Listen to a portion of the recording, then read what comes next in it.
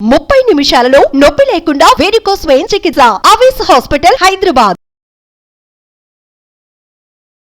నమస్తే, welcome to India's largest digital media network Suman TV. నేను మీ కీర్తి. నాతో పాటు ప్రముఖ ఆధ్యాత్మికవేత్త డాక్టర్ అనంతలక్ష్మి అమ్మగారు ఉన్నారు. నమస్తే అమ్మా. నమస్తే తల్లి.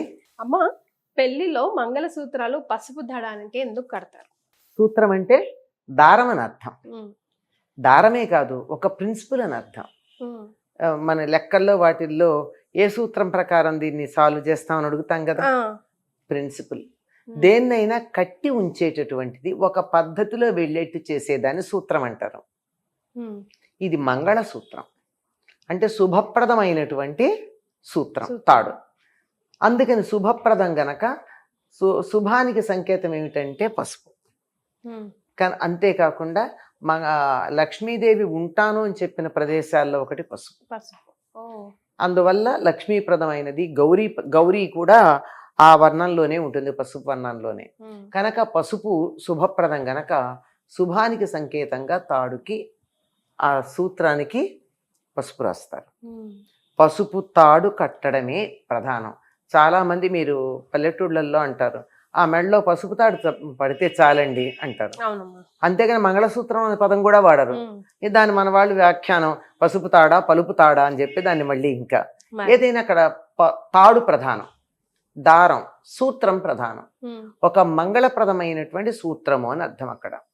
ఈ సూత్రం మెడలో పడినప్పటి నుంచి అమ్మాయి ఇంకా మంగళగౌరితో సమానం అని చెప్పడానికి. నిజానికి ఈ వైదికమైనటువంటి వివాహ క్రతువులో మంగళసూత్రం లేదు. జీలకర్ర బెల్లం, శుభవీక్షణం, పాణిగ్రహణం, అంతే. ఒకటి ఆత్మల ఐక్యం, ఒకటి మనసుల ఐక్యం, ఇంకొకటి శారీరకమైనటువంటి సంబంధం. ఈ మూడు దీంతో అయిపోయింది. అయిన తర్వాత ఈ తాళి కట్టడం అన్నది, మంగళసూత్రం కట్టడం అన్నది దక్షిణ దేశపు సంప్రదాయం. మనకి మహారాష్ట్రలో ఉంది, ఆంధ్ర ప్రాంతంలో ఉంది. ఆంధ్ర అంటే ఇక్కడ ఉభయ తెలుగు రాష్ట్రాలు ఉన్నది, తమిళనాడులో ఉంది, కేరళలో ఉంది. మీరు ఇక్కడి నుంచి దాటి పైకి వెళ్ళండి, ఇంకెక్కడ కూడా మంగళసూత్రం లేదు. కళ్ళ పూసలు వేసుకుంటారు, లేకపోతే అది అలంకారంగా పెట్టుకుంటారు. వాళ్ళకి మాంథేపే సింధూర్. ఇక్కడ సింధూరం పెట్టుకుంటే వివాహిత అని అర్థం. మిగిలిన చాలా ఉత్తర దేశంలో వింధ్యకి పైన ఉన్నటువంటి ప్రాంతాలన్నీ కూడా అంతే. ఆఖరికి ఒరిస్సాలో కూడా అంతే. ఒరిస్సా వింధ్యకి దిగువైన ఒరిస్సా ప్రాంతంలో కూడా అలాగే ఉంటుంది చాలా ప్రాంతాల్లో. ఇది ఏమిటంటే దీనికి ఇంకో పేరు ఏమిటి, మంగళసూత్రానికి తాళి అంటారు. తాళి అంటే తాడి చెట్టు, తాళము అంటే తాడి చెట్టు, తాడి చెట్టు నుంచి తీసినటువంటిది తాళి.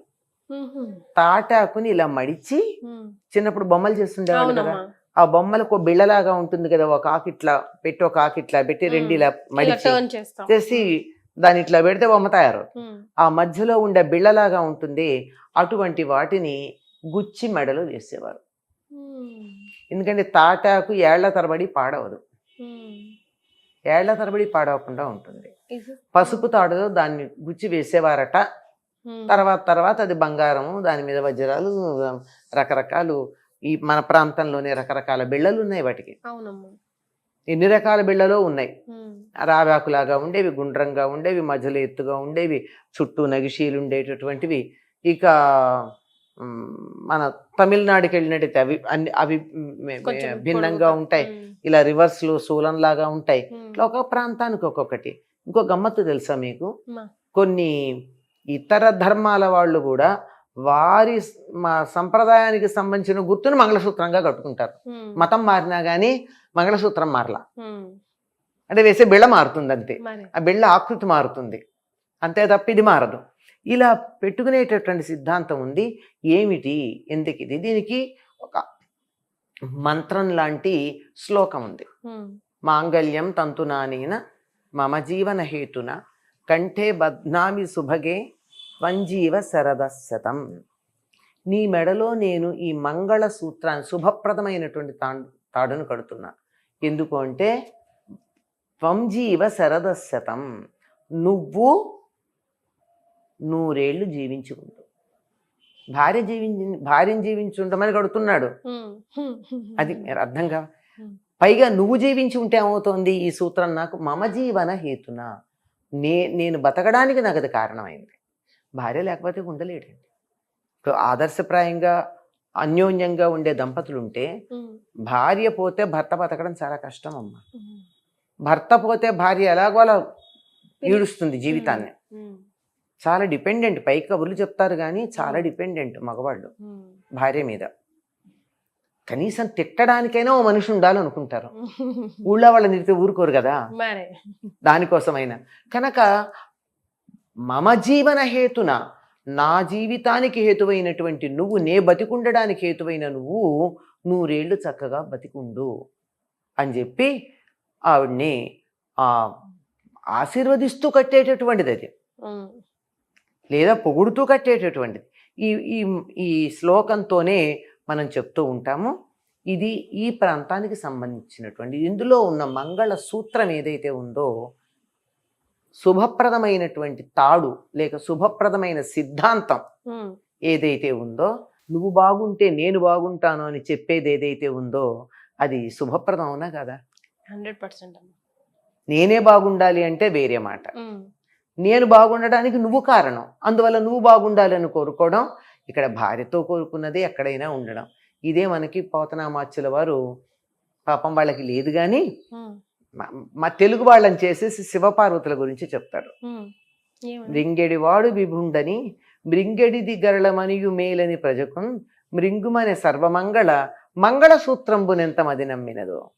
హాలాహలం మింగడానికి సిద్ధపడినటువంటి శివుడు భార్య వంక చూశాట. ఎందుకంటే ప్రాణాపాయకరమైనటువంటి పద్ధతులు చెయ్యాలంటే భార్య అనుమతి కావాలి. రిస్క్కి భార్య అనుమతి లేనిదే చేయకూడదు. చివరికి భోజనానికి ఇంటికి ఎవరన్నా పిలుస్తున్నా భార్యకి చెప్పి చెయ్యాలి. మన ధర్మశాస్త్రాలు మర్చిపోయాం మనం. అందువల్ల ఆడవాళ్ళని అణగదొక్కారని కబురు చెప్పమంటే చెప్తాం కానీ అసలు మనకున్న హక్కులు వినియోగించుకోవడం చేతకాని వాళ్ళం. మనకున్న వాటిని అనుభవించాక తర్వాత అడగాలి ఎక్స్ట్రా. ఆవిడ తన పంచప్రాణాలని భార్య 5 ప్రదేశాల్లో పెడతాడు. కేర్లెస్ కదా మగవాడు, స్త్రీ కేర్ఫుల్ కదా, అంచేత తన పంచప్రాణాలు అక్కడ పెడతాడు. ఆవిడ అనుమతి తీసుకోవాలి రిస్క్ చేయాలంటే. ఇవన్నీ పెళ్లిలో మాట్లాడే మంత్రాలలో ఉన్నటువంటి అర్థాలు. అట్లాంటిది అడిగితే ఆవిడ పర్వాలేదని. ఎందుకండి? మింగేదేమో భర్త, మింగుతున్న పదార్థం ఏమిటి? హాలాహలమా? సరే అండి. ఎందుకందంటే ప్రజలకి మేలని, లోకానికి మేలు కలుగుతుందని. లోకాలకి మేలు కలిగి భర్త పోతే ఆవిడికి నమ్మకం, మంగళసూత్రం మీద నమ్మకం ఉంది ఆవిడికి. నా మెడలో కట్టిన మంగళసూత్రం ఎంత గొప్పదంటే నా భర్త విషం మింగినా అతనికి ఏం కాదు అని నమ్మకం. మంగళసూత్రంబునెంత మది నమ్మినదో అని. అది తెలుగు వాళ్ళకదే దాక్షిణాత్యులకి మంగళసూత్రం మీద ఉన్న గౌరవాన్ని భాగవతంలో పోతనామాచ్యులు శివపార్వతులకు కూడా అప్లై చేసి రాసేసారు. అంత విశేషం అమ్మా మంగళసూత్రం అన్నది. థ్యాంక్ యూ సో మచ్ అమ్మా. సుమన్ టీవీలో మీ పర్సనల్ అండ్ బిజినెస్ ప్రమోషన్స్ కోసం కింది నెంబర్కి కాంటాక్ట్ చేయండి.